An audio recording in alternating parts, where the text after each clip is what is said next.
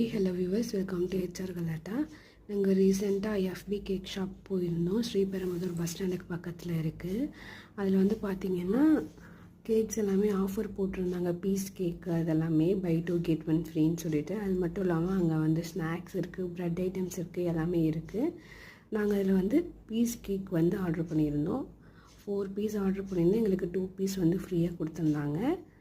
அது வந்து பார்த்திங்கன்னா 237 ருபீஸ். அது மட்டும் இல்லாமல் நாங்கள் பீஸ் பாக்ஸ்லேயும் ஆர்டர் பண்ணியிருந்தோம்.